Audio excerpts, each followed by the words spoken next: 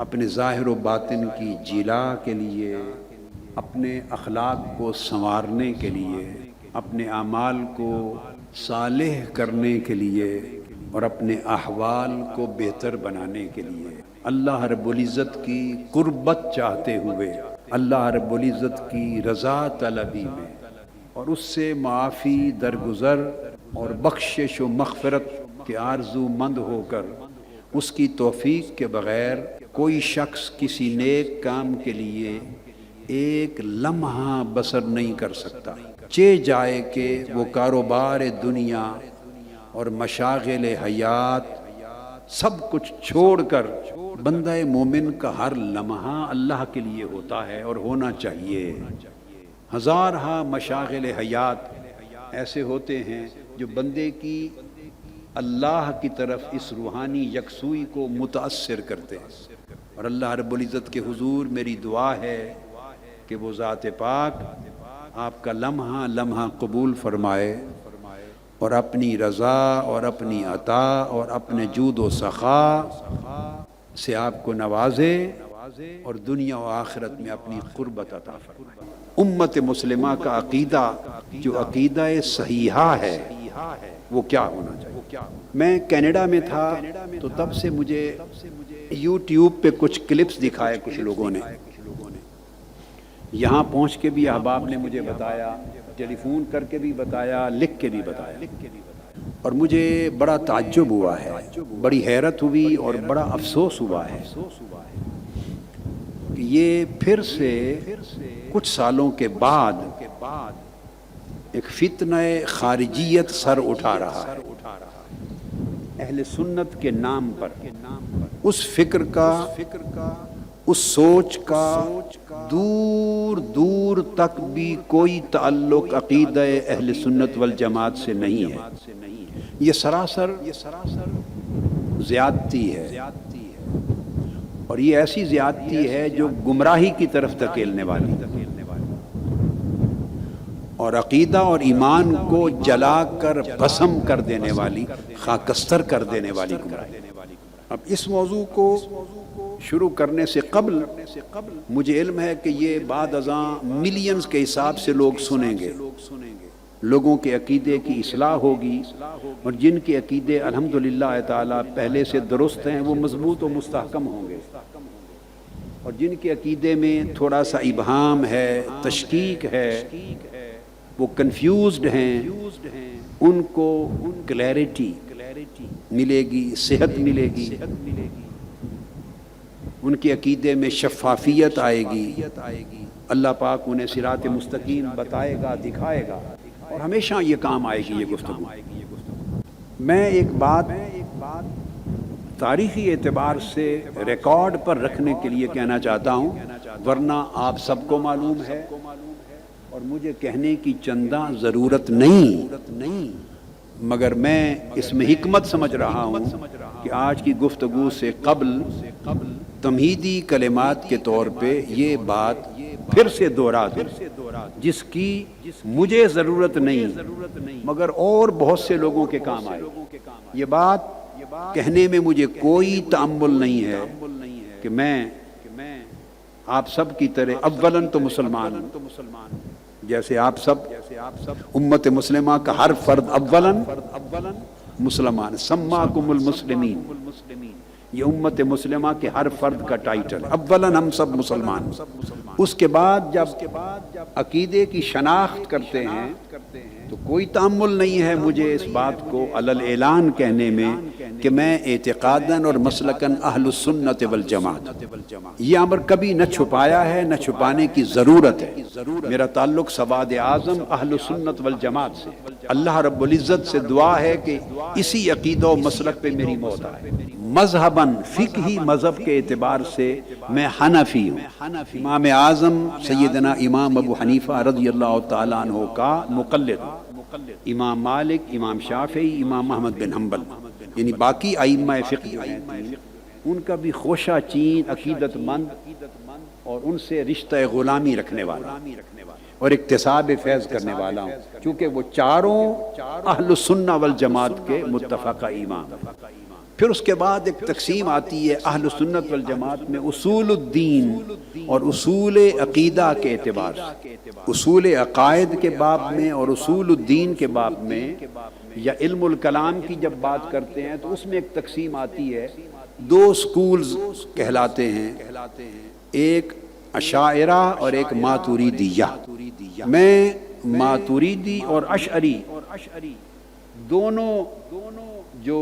مکاتب اور دونوں مذاہب ہیں اصول الدین کے اور اصول عقائد کے، دونوں کا قائل ہوں اور دونوں کا پیروکار ہوں۔ طریقتاً میں قادری ہوں، حضور سیدنا غوث العظم غوث الثقلین شیخ عبد القادر جیلانی رضی اللہ تعالیٰ عنہ کے غلاموں میں سے، اور میرے شیخ طریقت اور میرے آقائے نعمت حضور سیدنا طاہر علاء الدین الگیلانی البغدادی رضی اللہ تعالی عنہ ہیں۔ طرق اور سلاسل کے جتنے اولیاء اور مشائخ و صوفیاء سب کا خوشہ چین، سب کا نیاز مند اور سب سے اکتساب فیض کرنے والا جمیع اولیاء و صالحین، خواہ وہ طریقہ قادریہ کے علاوہ حضور خواجہ غریب نواز خواجہ معین الدین چشتی اجمیری سے منسلک ہوں طریقتاً سلسلہ چشتیہ سے، اور ویسے ہم حضور داتا گنج بخش سیدنا علی حجویری رضی اللہ تعالیٰ عنہ کی نگری میں رہنے والے اور آپ کی شناخت رکھنے والے غلاموں میں ہیں۔ خواہ وہ طریقہ نقش بندیہ ہو، حضور شاہ نقش بند مجدد الفسانی دونوں ہستیوں کے، ان کا بھی خوشہ چین، اور علاوہ ان کے جتنے بھی طرق ہوئے صوفیاء کے، میں سب کا خوشہ چین ہوں۔ اور پھر وہ اولیاء خاص طور پہ مشرباً ہر وقت میں روحانی طور پہ ان کی قربت میں اور ان کی خدمت میں کوشش کرتا ہوں کہ ذہنی روحانی طور پہ حاضر رہوں اور تعلق استوار رکھوں، جو طرق و سلاسل وجود میں آنے سے قبل سلف صالحین میں تھے۔ امام حسن بصری رضی اللہ تعالیٰ عنہ سے لے کر حضرت جنید بغدادی اور بایزید بستامی اور حضرت بشر حافی اور حضرت ذوالنون مصری اور سری سقطی اور معروف کرخی، یہ سب اکابر ہوتے، تمام سلاسل جا کے انہی اولیاء کرام کے ساتھ منسلک ہوتے۔ یہ میں نے اس لیے کہا کہ آگے آنے والی باتیں وہ اس مسلک و مشرب کے مطابق، یہ بھی یاد رکھ لیں کہ عقیدے میں نہ کوئی اصل کا اضافہ کرتا ہوں نہ فرع کو، نہ یہ میرا حق ہے، نہ اپنے لیے شرعن جائز سمجھتا ہوں نہ کسی اور کے لیے جائز ہے، اصل کتاب و سنت، اور پھر پیروکار ہوں ان ائمہ کا جن کا میں نے ذکر کیا، ائمہ اہل سنت، ماتوریدیہ، اشاعرہ، محدثین، فقہا، مجتہدین، وہ اکابر ائمہ اور اسلاف جنہوں نے وضع کیے اصول دین، اصول عقائد، اصول تصوف، اصول فقہ، ہم ان میں سے کسی سے کٹتے نہیں ہیں۔ یہ جو فتنہ اس وقت بپا ہے، یہ آپ ذہن میں رکھ لیں، 1200-1300 سال کی پوری اسلامی تاریخ میں کسی مکتب فکر کا بھی یہ نقطہ نظر نہیں رہا، اور اہل السنہ والجماعت کے اعتقاد کی، عقیدہ کی کتابوں کو اگر آپ کھنگالیں تو کسی کتاب میں اس فتنے کے لیے کوئی سند نہیں ملے گی۔ یعنی میں نے زندگی میں سب کوٹ کروں گا، کوئی کتاب ایسی نہیں پڑھی ائمہ کی، اکابر کی، جو سند ہیں، جو اتھارٹی ہیں، جن سے ہم استناد لیتے ہیں، جن کے قول پر اعتماد کرتے ہیں، جن سے دلیل اخذ کرتے ہیں، جن کی پیروی کرتے ہیں، ان میں کسی کا قول زندگی میں نے نہیں پڑھا۔ جو بات آج کہوں گا اس سے مختلف بات کسی نے کہی ہو، ایسا قول نہیں پڑھا۔ اس وقت یا تو کوئی بیرونی طاقتیں سنی شیعہ فساد پھر سے شروع کرنے کے لیے سرمایہ خرچ کر رہی ہیں، اس ملک میں، اس خطے میں پھر نیا فتنہ اور فساد اس کو جنم دے رہی ہیں، یا خدا جانے خارجی فکر، خارجی سوچ، خارجی فتنہ کسی نئے روپ میں پھر سے بدقسمتی کے ساتھ سر اٹھا رہا ہے، اور مسلمانوں کے اندر اور خاص طور پہ اہل سنت والجماعت کے اندر ایک اضطراب پیدا کر رہا ہے۔ اس کا میں حل بتا دوں، علماء کرام بالخصوص ائمہ، خطبہ، علماء، اساتذہ، طلباء جن کا شغف ہے علم دین کے ساتھ، اور عوام الناس بھی وہ کوشش کیا کریں زیادہ سے زیادہ خاص موضوعات پر جن پر آپ کو تحقیق درکار ہو میری تصانیف کو لیا کریں، پڑھیں توجہ کے ساتھ یا خطابات کو سنیں۔ آج کے دور میں علماء کے پاس بھی اور عوام الناس تو عوام ہے، اتنی فرصت نہیں رہی کسی کے پاس کہ وہ 1300-1400 سال کی علمی تاریخ کو اور اوراق کو اور کتب کو کنگالے۔ نہ کسی کو سب کتابیں دستیاب ہیں، کتابیں دستیاب نہیں، نہ کسی کی دسترس ہے ان کتب تک، ان مراجع تک، ان مصادر تک۔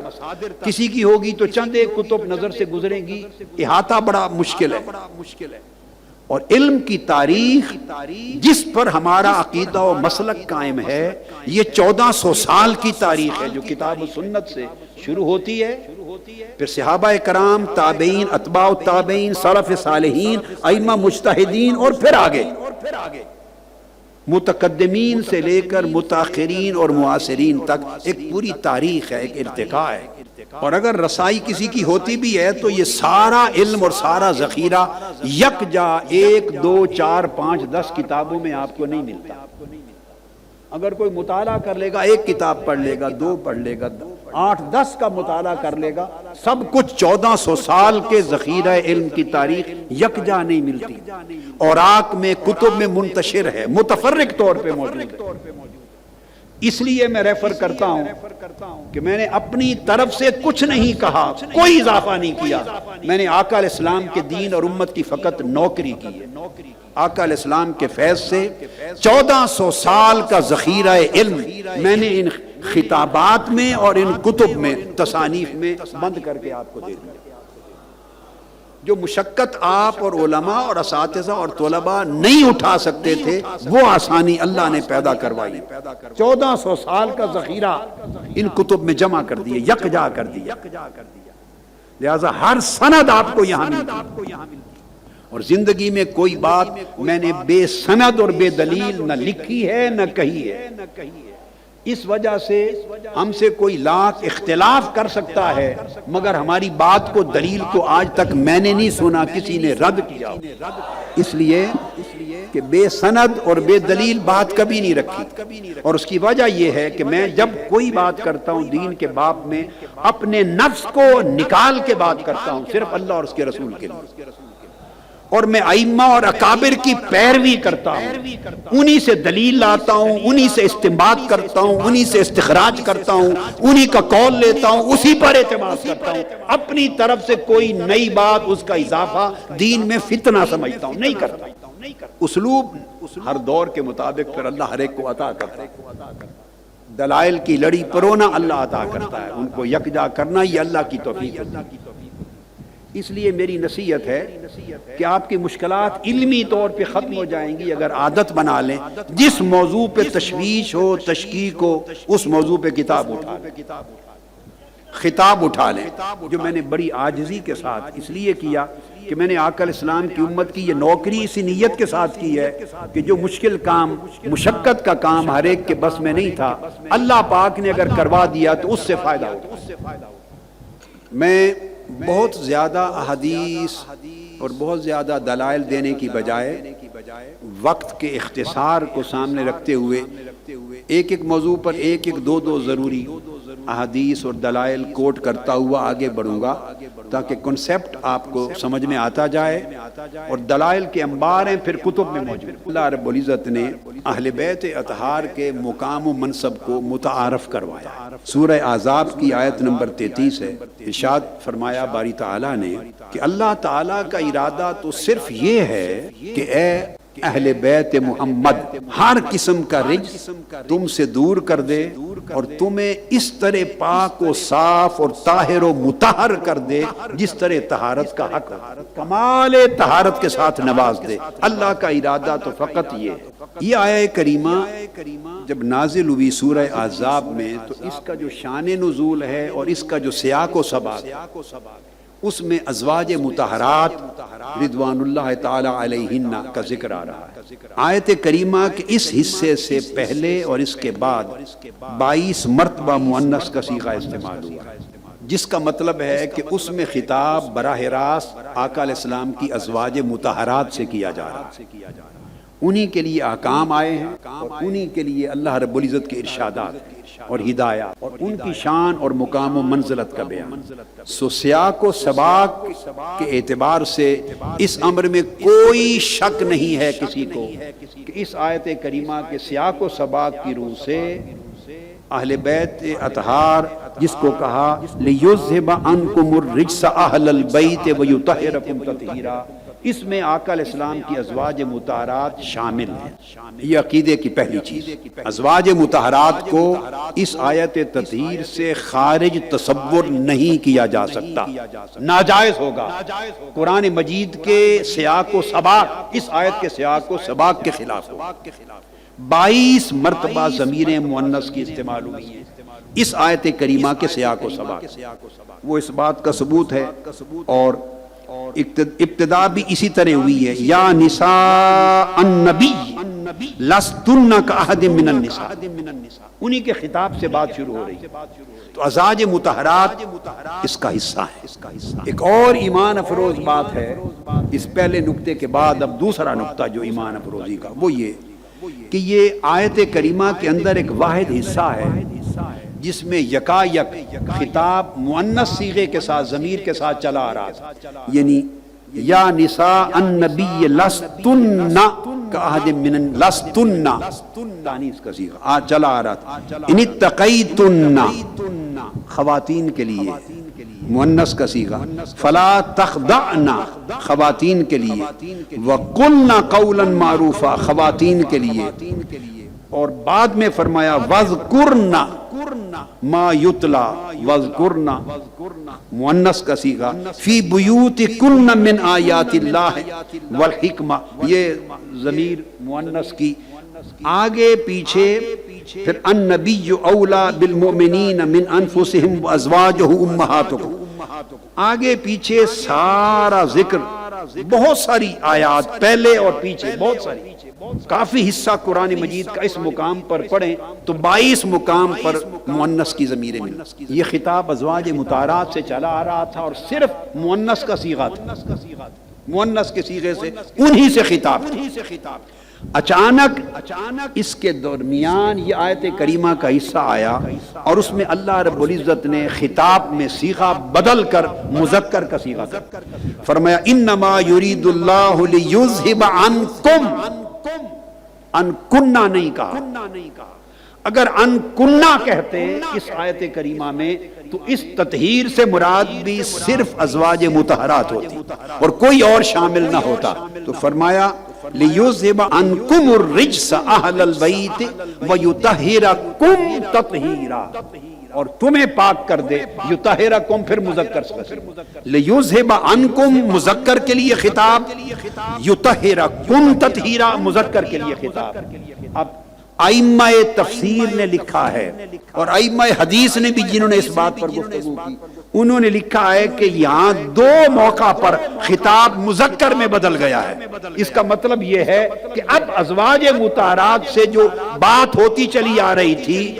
جب انہیں پاک کرنے کی بات آئی، تطہیر کی بات آئی، اب کچھ اور نفوس قدسیہ جن میں مرد بھی ہیں وہ بھی شامل ہو گئے۔ اگر صرف اس آیت کریمہ میں بھی مخاطب آیت تطہیر میں کہ اللہ نے تمہیں پاک کر دیا، طاہر و مطہر کر دیا، ہر رجس تم سے دور کر دیا، اگر اس میں بھی مخاطب فقط ازواج مطہرات ہوتی تو اس سے قبل اور اس کے بعد جس طرح صرف تانیث کا مؤنث کا صیغہ چلا آ رہا تھا، یہاں بھی خطاب مؤنث ہی کے صیغے میں ہوتا، یہاں دو مقام پر مذکر کے صیغے میں خطاب بدل گیا۔ اس کا مطلب یہ ہے کہ جب اللہ رب العزت کا بیان تطہیر پر پہنچا،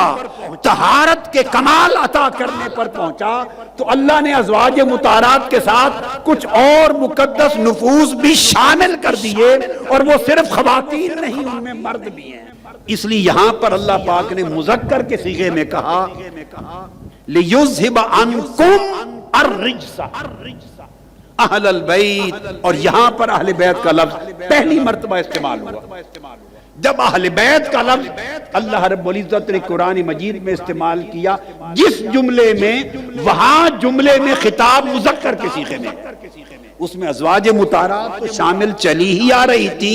مگر اس میں اب مولا علی شیر خدا کو بھی شامل کر دیا، اس میں امام حسن مجتبیٰ کو شامل کر دیا، اس میں امام حسین کو شامل کر دیا، اور سیدہ کائنات فاطمہ الزہرا بھی شامل ہو گئی۔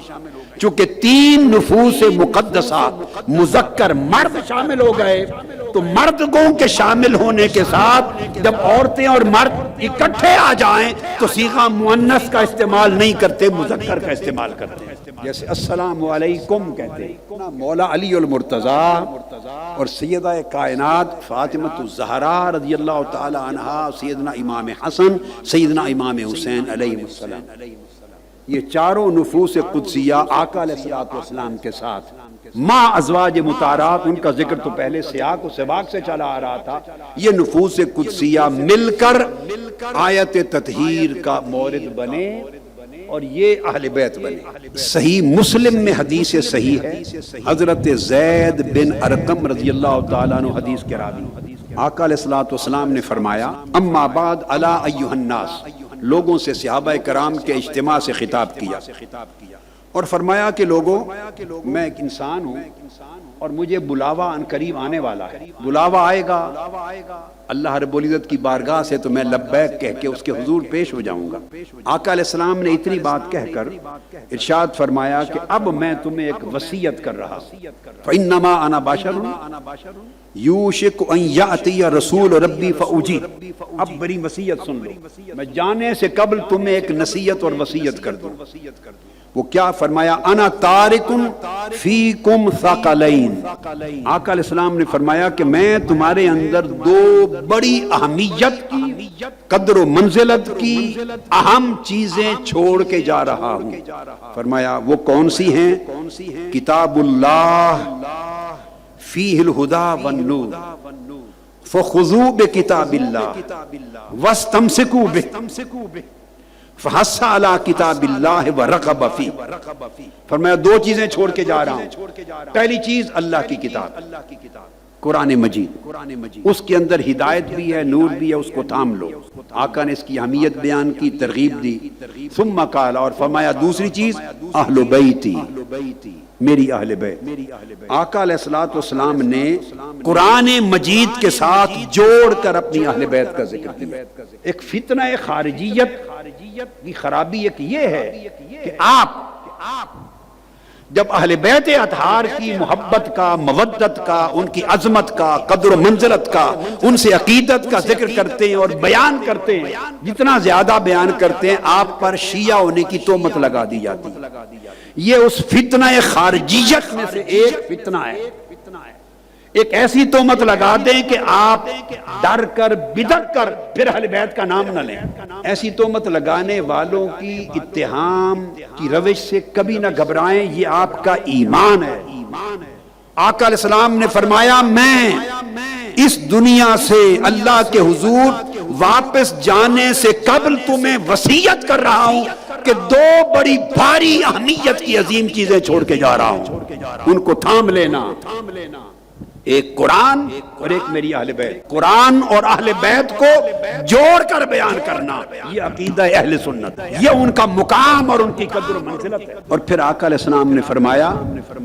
اذکرکم اللہ فی اہل بیتی، اذکرکم اللہ فی اہل بیتی، اذکرکم اللہ فی اہل بیتی، 3 بار فرمایا لوگوں میں تمہیں اپنی اہل بیت کے بارے میں اللہ کی یاد دلاتا ہوں، یعنی اللہ کا خوف دلاتا ہوں، میری اہل بیت کے حقوق کی ادائیگی میں کوتاہی نہ کرنا، اللہ سے ڈرنا، میرے اہل بیت کے ادب، عزت، عقیدت، مودت اور محبت اور ان کی تعظیم و احترام میں کوئی کمی کجی کوتاہی نہ کرنا، اللہ سے ڈرنا، میرے اہل بیت کی عظمت کی پہچان میں کسی لغزش اور کسی ریلیکس ہو کر ہلکی چیز نہ سمجھنا، اللہ سے ڈرنا 3 بار فرمایا۔ یا آقا علیہ الصلوۃ والسلام کی حدیث پاک یہاں ختم۔